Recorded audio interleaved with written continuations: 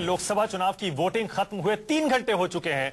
इस समय हिंदुस्तान में 9 बज रहे हैं रात के। एग्जिट पोल का समय है। सारे स्टेट्स के बारे में आपको धीरे धीरे हम बता चुके हैं, लेकिन अब मेरे हाथ में नेशनल पिक्चर है।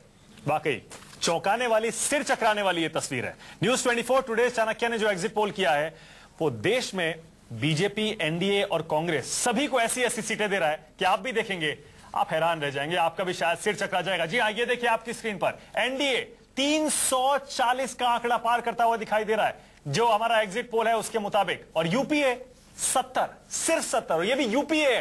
कांग्रेस की हालत उससे भी बहुत नीचे। आम आदमी पार्टी सिर्फ 6 सीटों के आसपास सिमट कर रह जाएगी। और बीजेपी, ये देखिए एनडीए 340, इसमें बीजेपी का आंकड़ा अकेले अपने दम पर 291 सीटों का है। न्यूज 24 टुडे चाणक्य का एग्जिट पोल 340 सीटें दे रहा है इस बार के लोकसभा चुनाव में एनडीए को, और बीजेपी को 291 सीटें। एक बार फिर से आपको बता दें, 291 में प्लस माइनस 14 गलती की गुंजाइश है। 340 जो एनडीए का आंकड़ा है उसमें भी प्लस माइनस 14 की गुंजाइश है। एग्जिट पोल है, नतीजे आएंगे 16 तारीख को, लेकिन ये नतीजे एग्जिट पोल के भी वाकई चौंकाने वाले हैं। आपको जरा वर्चुअल स्टूडियो अपने ले चलते हैं, अपने सहयोगी विद्या के पास, और आपको दिखाएंगे कि अगर यही नतीजे में तब्दील हो जाते हैं एग्जिट पोल के आंकड़े, तो लोकसभा अंदर से कैसी दिखाई देगी। सवाल यही उठता है मानक कि 206 सीटों वाली कांग्रेस और उसके बाद यूपीए के बाकी घटक दल, अगर वो 70 सीटें प्लस माइनस 9, इसका मतलब 61 से लेकर 79 तक यहां तक सिमटती है, जो लोएस्ट टैली है आज तक इंडिपेंडेंस के बाद कांग्रेस का या इस तरह के गठबंधन का। और उसके बाद अगर 340 सीटें प्लस माइनस 14, इसका मतलब 326 टू 354, ये बहुत बड़ा नंबर है। प्रचंड बहुमत नहीं होगा, प्रचंड बहुमत ही अगर माने, प्रचंड बहुमत कहा जाएगा अगर ये आंकड़ों 116 सीटों वाली बीजेपी अगर 291 पर जाती है, मुझे लगता है बीजेपी के किसी भी नेता ने on the record, of the record, किसी भी सूरत में 200 से 220 से ज्यादा शायद बात नहीं की। प्रदीप जी एक है हमारे पास जो लगातार 4 महीने से 250 बोल रहे हैं। सुनिए, लेकिन आपने जो कहा उस पर एक बात बता दें। एक नेता जब आडवाणी जी नाराज थे सितंबर में, तो मनाने के लिए कई लोग गए, तो उन्होंने एक सिनेरियो उनके सामने रखा कि अगर नरेंद्र मोदी को प्रोजेक्ट करेंगे तो हमारी 200 सीटें आ सकती हैं, कांग्रेस की 100। आडवाणी जी ने कहा मैं मानने को तैयार नहीं हूं। हाँ, तो इससे अंदाजा लगा लीजिए। नहीं, लेकिन इसे प्रचंड बहुमत क्या, इसे कहा जाएगा कि डेसिमेटेड। हाँ, लेकिन अनुराधा जी आप ये देखिए, उस संसद का क्या स्वरूप होगा ये अभी तो वर्चुअल पे हम दिखाएंगे, लेकिन उसमें कोई ना कुछ कह सकेगा, ना कोई कुछ बोल सकेगा, बिकॉज ये एक बहुत इंपॉर्टेंट पॉइंट है। बहुत क्योंकि वो संसद बिल्कुल अजीब सी संसद होगी। संसद का क्या, क्योंकि बेसिक सी चीज ये संकेत असेंबली इलेक्शन से मिलने लगे थे। बहुत बेसिक सी चीज ये है सर, बहुत बेसिक सी चीज ये है कि अगर 291 बीजेपी अपने आप ला रही है, इसका मतलब अपने दम पे बीजेपी अजीत जी सरकार बना रही है। Exactly. किसी एलआई की, किसी सहयोगी की, किसी आउटसाइड सपोर्ट की, किसी की फिर मैं कह रहा हूं कि ला नहीं रही है। अगर एग्जिट पोल सही हो। मैं अनुराधा जी के क्वेश्चन का आंसर देना चाहता था। अनुराधा जी ने एक बहुत महत्वपूर्ण विषय कहा कि अगर इस प्रकार का एक चरित्र रहेगा पार्लियामेंट का तो कोई कुछ कह नहीं पाएगा। मुझे लगता है ये एक वेलकम साइन है, क्योंकि देखिए जिस प्रकार से विगत 10 वर्षों से जो पैरालिसिस हम देख रहे थे, क्योंकि छोटी छोटी पार्टियां जिस प्रकार से किडनैप कर लेती थी बड़े विषयों को, और प्रधानमंत्री अक्सर कहते थे द कंपल्शंस ऑफ कोएलिशंस, मुझे लगता है मोदी जी को नहीं कहना पड़ेगा कंपल्शन ऑफ कोएलिशन, और वो हिंदुस्तान के अच्छा। डॉक्टर पात्रा, आज आपको हक है, फिर कोई कारण भी नहीं मिलेगा। डॉक्टर पात्रा, आज आपको हक है, आज जो भी नहीं है मुझे हक नहीं है, जनता को हक। बात नहीं सही है ये इसका, लेकिन इसका एक दूसरा पहलू भी है जिस पर हम बाद में बात करेंगे। उसका दूसरा पहलू है कि क्या ये प्रजातंत्र के लिए क्या होगा।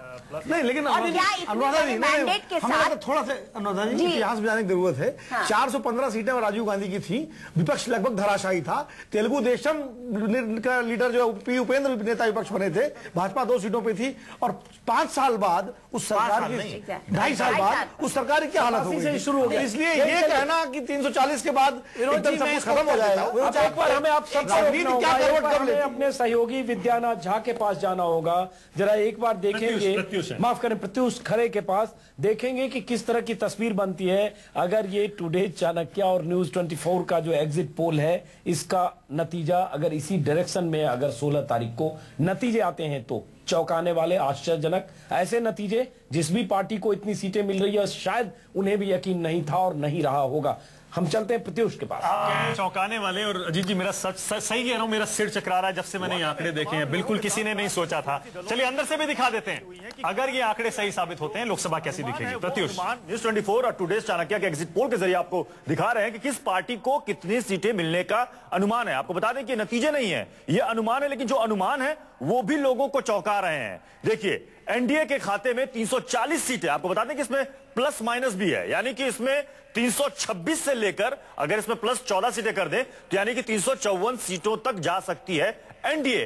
प्रचंड बहुमत इसे कहा जा सकता है। उसके बाद यूपीए की बात की जाए तो यूपीए 70 सीटों, 70 से ज्यादा 79, यानी कि 80 के अंदर ही यूपीए यहां पर सिमटती हुई नजर आ रही है। उसके अलावा अगर हम बात करें आपकी, यानी कि आम आदमी पार्टी की, जो पहली बार लोकसभा चुनाव में कूदी है, उसके खाते में जो जाती हुई सीटें नजर आ रही हैं वो है 6, इसमें भी प्लस माइनस है। अन्य के खाते में 127 सीटें हैं, जिसमें बाकी तमाम दल इसमें शामिल है। लेकिन सबसे अच्छी बात है जो कि बीजेपी को लग रही होगी कि जो ये एक्सपेक्टेशन था बीजेपी का, जो कह रहे थे कि 300 सीटें हम लाएंगे, 300 से ज्यादा लाएंगे, जो एग्जिट पोल है वो बता रहे हैं कि 340 सीटें प्लस माइनस, यानी माइनस अगर हो तो 326, प्लस हो तो 354। मानक के 20 दिन पहले तक 272 प्लस ये नारा था बीजेपी का। बाद के दिनों में, अभी आखिरी 2 हफ्तों में 300 का सपना देखने लगे या 300 की बात करने लगे। अब अगर ये डेटा है तो उसको भी क्रॉस कर रहा है। 340 प्लस माइनस, अगर माइनस पे भी आते हैं तो 326। इसका मतलब जो आंकड़ा 272 272 प्लस से 300 पहुंचा, उससे भी 26। अब जरा एक बार दर्शकों को, इससे पहले कि हम इसको रैप करें, एक बार दर्शकों को यह भी बता दें कि तमाम तरह के और भी एग्जिट पोल हैं। इंडिया टुडे के एग्जिट पोल के मुताबिक एनडीए को 261 से 283 283 सीट्स मिल सकती है, यूपीए को 110 से 120 के बीच, अदर्स 150 से 162 के बीच। इंडिया टीवी सी वोटर का जो एग्जिट पोल है उसके मुताबिक बीजेपी 289, बीजेपी प्लस मैं बोल रहा हूं तो बीजेपी पूरा गठबंधन, कांग्रेस प्लस 101, आपको 5 सीटें और अदर्स को 148 सीटें। Times Now new nation ORG का जो सर्वे है उसके मुताबिक एनडीए को 249, यूपीए को 148, अदर्स 146। ये तमाम तरह के सर्वे हैं। इसमें कॉमन फैक्टर एक ही है।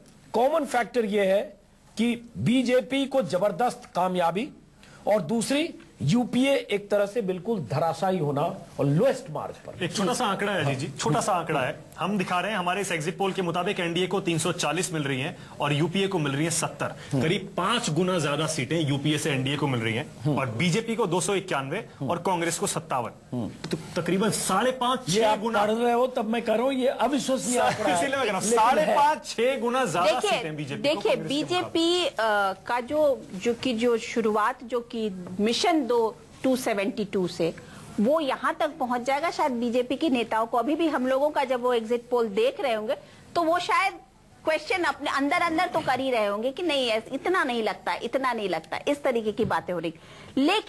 लेकिन इस बात को नहीं आप नकार सकते कि जब इलेक्शन कैंपेन शुरू हुआ उसके बाद बीजेपी और एनडीए ने उस कैंपेन के बाद बहुत बढ़त की, जिसे कह सकते हैं कि उनका जो कैंपेन था वो सब कैंपेन मतलब मोदी के इर्द गिर्द सारा कैंपेन घूम रहा था, और उन्होंने उस बात को बड़े अच्छे तरीके से प्रोजेक्ट किया, प्रमोट किया। लेकिन वो सारे जितना ऑपोजिशन था वो सिर्फ और सिर्फ मोदी के बाद, उन सब के बाद जो मैंने पहले कहा कि जो भी नारा था 2 हफ्ते पहले तक, सारे इंटरव्यू देख लीजिए, 25 इंटरव्यू राजनाथ सिंह ने दिए होंगे, 272 प्लस 300 में बाद में आया। अगर ये डेटा है तब तो एकदम लेकिन मतलब आप ये देखिए लैंडस्लाइड विक्ट्री है। एक बात देखिए, जब भी वेव आई है तो ऐसे ही आश्चर्यजनक नतीजे आए। अगर वेव है, अगर आपका ये मुझे लगता है कि ये पहले सिमरिंग था और बाद में ये प्रचंड बना, क्योंकि ये इतना लंबा इलेक्शन था। और इस लंबे इलेक्शन का भी फायदा। लेकिन अभी फिर कह रहे हैं कि एग्जिट पोल है, फाइनल नतीजे 16 मई को आएंगे, आप कुछ करने के लिए दूंगा, उससे मालूम पड़ेगा कि क्यों ये सच्चाई है। अब देखिए, कल मैं किसी वरिष्ठ पत्रकार से गुफ्तगू कर रहा था, तो उन्होंने कहा कि मैं वाराणसी में सबके रोड शो कवर करने गया था और लास्ट में जो अखिलेश यादव जी का रोड शो हो रहा था तो लाल टोपी लगाए कई नौजवान उसमें चल रहे थे। तो हमने पूछा, अरे क्या चल रहा है? तो बोला, घबराइए नहीं, लाल टोपी है मगर दिल में मोदी है।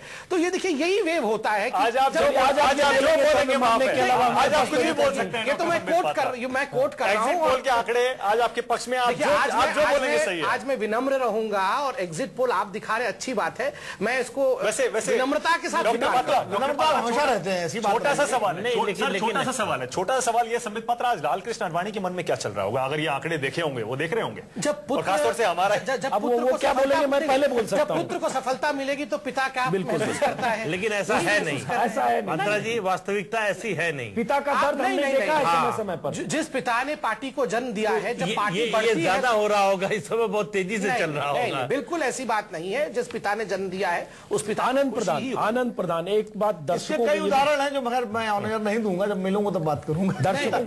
दर्शकों को ये भी बता दूं, एक अच्छी चीज है इनके पक्ष में, बीजेपी के पक्ष में, कि जितने भी सोशल नेटवर्किंग है और ट्विटर है, इस पर काफी लोग आपके एक्टिव हैं।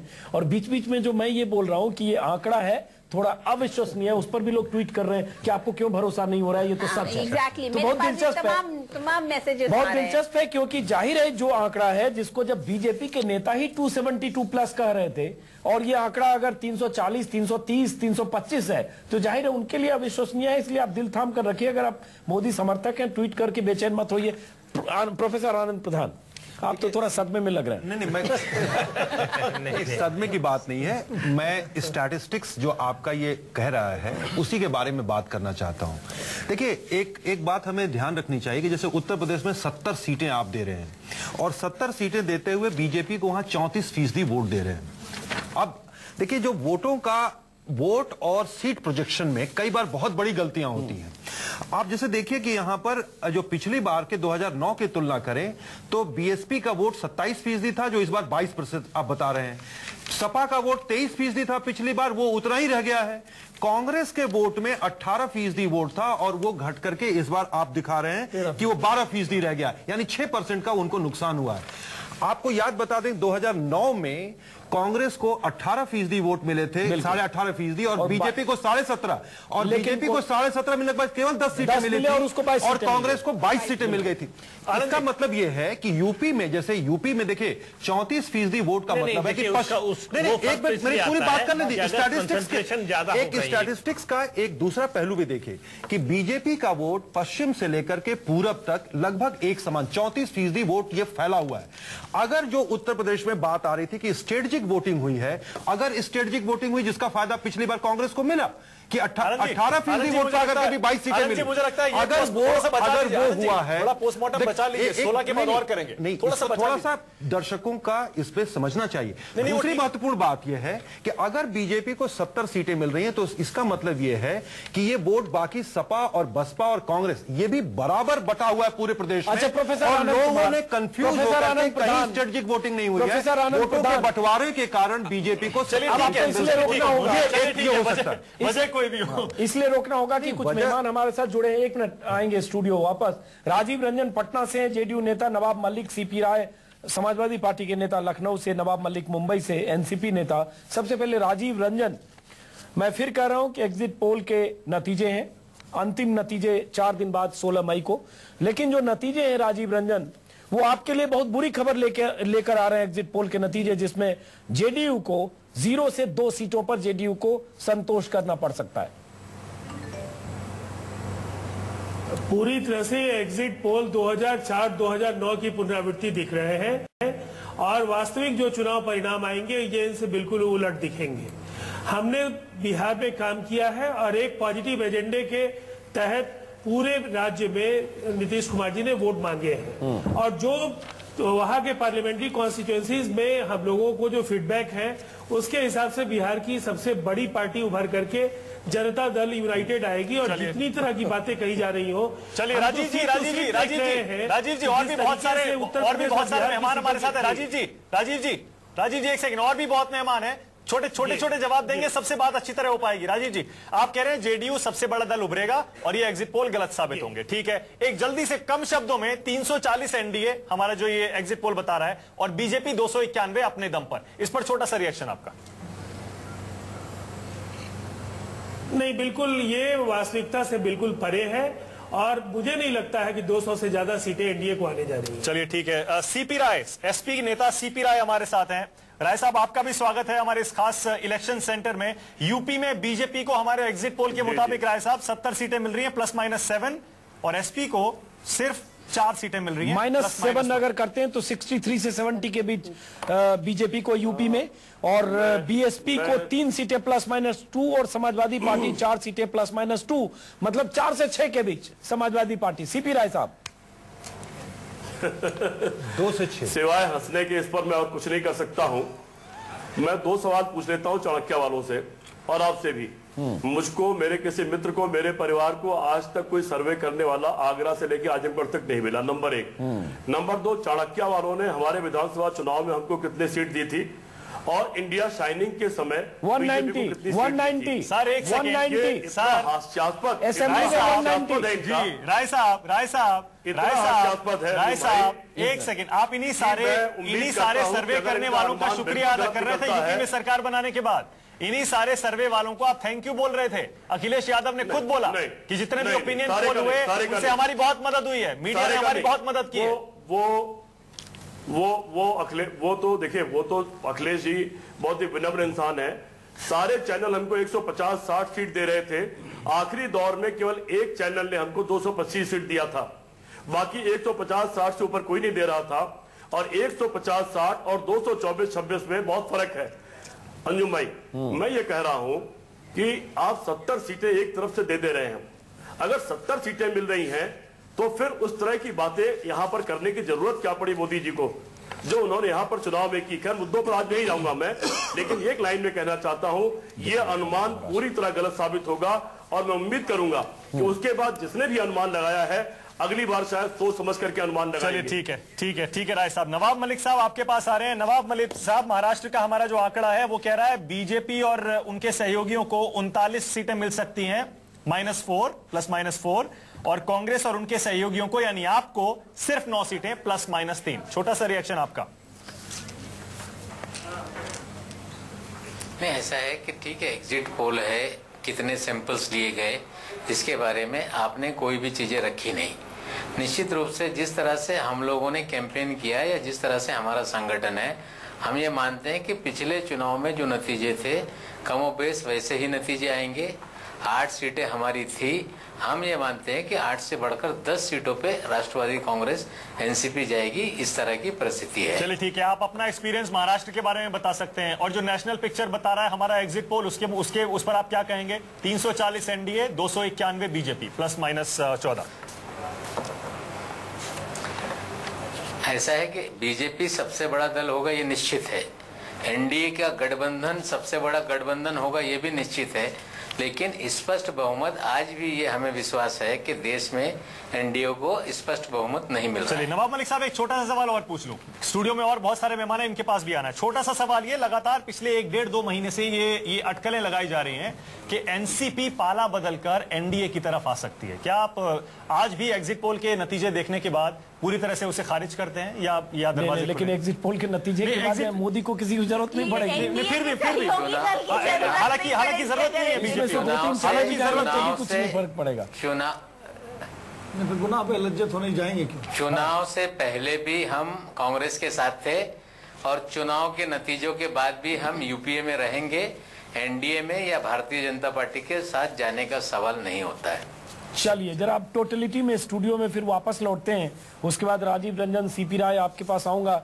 लेकिन सीपी राय, एक बार ये स्टूडियो लौटने से पहले एक सवाल, चूंकि मुलायम सिंह यादव मोदी विरोधी जो ताकत है, मोदी विरोधी राजनीति है, उसके बहुत बड़े चैंपियन यूपी में मुलायम सिंह यादव ने खुद को उस तरह से अपनी पोस्टरिंग की।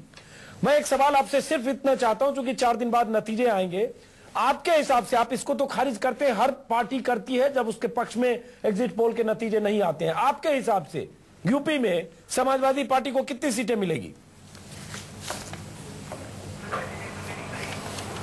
40 सीट पहले जीत चुके हैं। उम्मीद ये करते हैं कि उत्तर प्रदेश में जिस तरह के काम हुए अखिलेश जी की छवि और मुलायम सिंह जी की जो छवि है, हमारी सीटें ज्यादा होनी चाहिए पहले के मुकाबले में, ये उम्मीद हम करते हैं। चलिए ठीक है, चलिए अनुराधा जी आप ही से शुरू करते हैं इस चौंकाने वाली तस्वीर के साथ ही कि अगर ऐसा होता इस तस्वीर के बाद इस सुई पटक सन्नाटा जो एक शब्द बोला जाता है, वही लग रहा है कि और सारी पार्टियों में हो रहा होगा। सुई पटक सन्नाटा, बिल्कुल वैसा ही माहौल है, क्योंकि कोई इस पर विश्वास करने बड़ा अच्छा शब्द सुनने को मिला आज। तो इसलिए पिन ड्रॉप साइलेंस का तर्जुमा है। हाँ, ये नया शब्द मिला सुनने, लेकिन अच्छा शब्द है राय साहब। लेकिन अजीत जी, ये अगर ये शायद media, political observers, political analyst और जितने लोग हैं, सब ने उस माहौल को पकड़ने में गलती की, इंक्लूडिंग बीजेपी और उसके लीडर्स। अगर ये सही साबित होता है। लेकिन अगर के साथ दूसरा सवाल, ये बात 2009 के बारे में भी कही जा रही थी कि कांग्रेस भी वो प्रिडिक्ट नहीं कर पाई थी कि 206 सीटों तक वो पहुंच जाएगी। 165 तक बात, या 2004 में कांग्रेस से कभी कोई नहीं मानता था कि वो सरकार 206 सीटें उसको मिलेगी, कांग्रेस को नहीं। एक तरह से ये लोग चौंका रहे हैं, पार्टियों को भी एक तरह से चौंका रहे हैं। वॉर रूम में 165 सीट से आगे कोई नहीं बढ़ रहा है जहां लोग बात करते हैं। अच्छा विनोद जी, वैसे एक बात है, अगर ये आंकड़े सही हो जाते हैं 16 तारीख को, इसका मतलब हर चीज की हद हो गई। इसका मतलब एंटी कांग्रेस वेव हद पार कर गई, pro BJP pro Modi wave हद पार कर गई, और कोई भी बाकी जो थर्ड फोर्सेस थी उनका मुकाबला किसी हद तक नहीं कर पाए। नहीं, अगर ये आंकड़े सही साबित हो गए तो ये मानना पड़ेगा नहीं आपको। आनंद भाई, एक और भी सवाल पैदा होगा जी आनंद जी, एक और भी सवाल पैदा हो जाएगा अगर ये स्थिति आ रही है तो। क्या बताइए, बोलिए राय साहब। ये सवाल पैदा हो जाएगा कि क्या हम लोग अपना बुरिया बिस्तर बांध लें, हिंदुस्तान से बाहर भेजे जा रहे हैं या जेल भेजे जा रहे हैं? ये तो पाकिस्तान। नहीं, इसका उत्तर मैं देना चाहूंगा। इसका जवाब तो मुलायम सिंह जी से पूछिए, हर पार्टी में दोस्त हैं उनके। कम से कम मुलायम सिंह जी को तो ये नहीं करना पड़ेगा। वैसे राय साहब, अगर ये आंकड़े सही हो, भारतीय जनता पार्टी इसका जवाब केवल आरएसएस दे सकती है। राय साहब इसका जवाब मैं देता हूं, यहां बैठा हूं भाजपा से।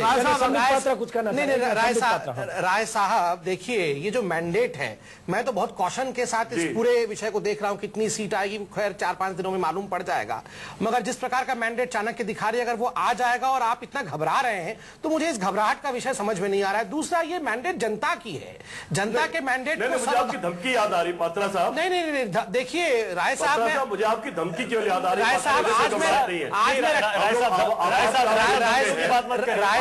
आज मैं कोई रेटोरिक नहीं करूंगा। राय साहब सुनिए, आपने कुछ प्रश्न पूछा था, मैं जवाब देने जा रहा हूं। आपने वो देख चुके हैं। राय साहब, इससे पहले कि सुई पटक सन्नाटा छा जाए, मैं उत्तर तो दे दूं।